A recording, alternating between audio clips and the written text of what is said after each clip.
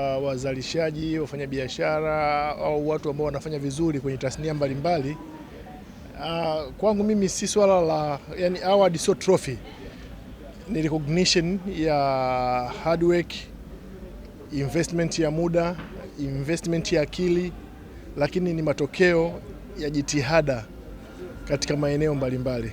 Kwa hiyo binadamu tunapenda recognition, na recognition kwetu ni incentive ya kufanya vizuri zaidi.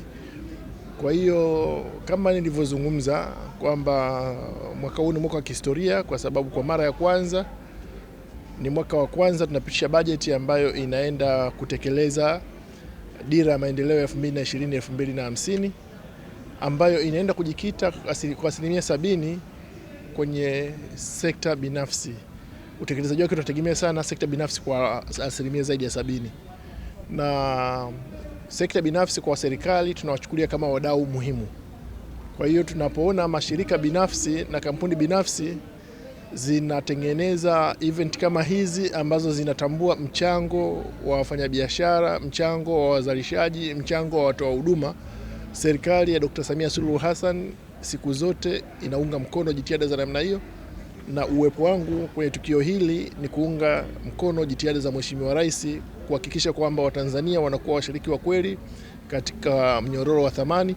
Lakini kwa kuwa tuna ajenda ya kutengeneza uchumi wa viwanda na kuongeza thamani ya mazao yetu na biashara zetu, lakini tuna ajenda ya kuhakikisha kwamba Tanzania inakuwa hub ya maendeleo kwa nchi za ukanda wa Afrika Mashariki na kusini mwa Afrika.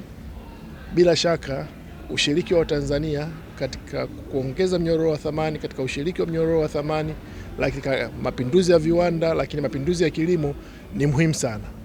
Kwa hiyo tukio ambalo linafanyika hapa linachochea hali ya Watanzania kujua kabisa kwamba jitihada zao zinatambulika na zinaonekana. Mazingira ya biashara hapa nchini Tanzania na uwekezaji yakoje? Ni rahisi kiasi gani kwa Watanzania fahamu na dunia ijue kwa sasa hivi kwa hali ilivyo maendeleo yanayopigwa kupitia awamu ya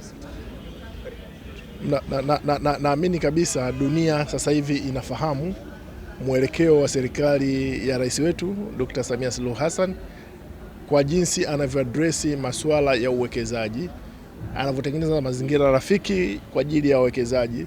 Tumeona kanuni za kikodi, masharti ya kikodi yakitengenezwa kuwa rafiki. Tumepitia upya kanuni za kikodi na vikwazo mbalimbali vya kibiashara. Tumebadilisha kanuni zaidi ya 374.